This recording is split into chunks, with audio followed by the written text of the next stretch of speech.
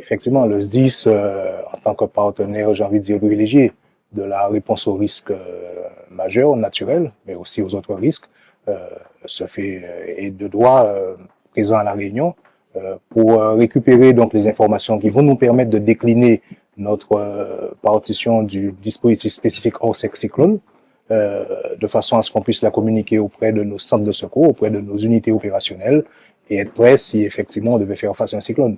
C'est un exercice annuel auquel nous sommes toujours présents, effectivement. Tout à fait. Au vu effectivement des différents risques que peuvent engendrer un cyclone, je crois que toutes les communes doivent être conscientes et mettre en place les dispositions que propose donc un plan communal de sauvegarde dans leur commune, et la ville de Saint-Claude n'y échappe pas. Alors bien évidemment, nous sommes prêts et nous sommes attentifs aux différentes recommandations régaliennes. Hein. Le préfet sera présent, il va donner donc les directives et nous serons attentifs à cela.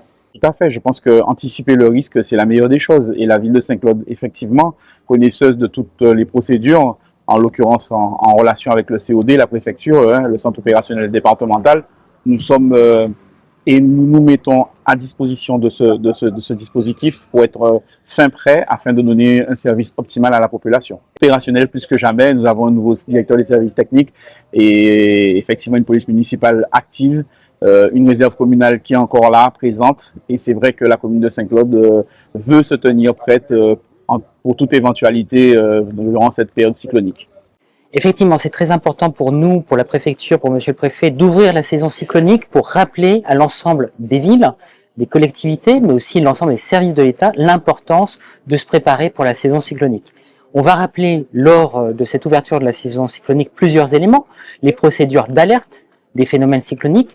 Nous allons faire aussi une présentation par Météo France de l'ensemble des phénomènes cycloniques attendus au regard des circonstances météorologiques qui sont observées, c'est-à-dire notamment la température de l'air, de la mer, et nous allons surtout voir avec l'ensemble des collectivités comment se préparer en cas de phénomène cyclonique. Ce qui est bien, c'est de pouvoir s'exercer. Et ce que l'on fait tout au long de l'année, et notamment avec les villes, et nous avions un exercice hier avec 50% des villes de la Guadeloupe, où nous avons testé en fait l'activation des PCS, où nous avons posé la question au maire, est-ce que vous activez en jaune, en orange, en rouge votre PCS, donc votre plan communal de sauvegarde, et si vous mettez en place un poste de commandement municipal pour garantir en fait la sécurité de la population, en rappelant aussi la nécessité d'ouvrir des abris sûrs pour la population la plus fragilisée. Ça demande essentiellement beaucoup de ressources, beaucoup de moyens, tant de la part des services de l'État, mais aussi des collectivités qui sont vraiment à la manœuvre pour être au plus proche de nos concitoyens. Parce qu'on sait bien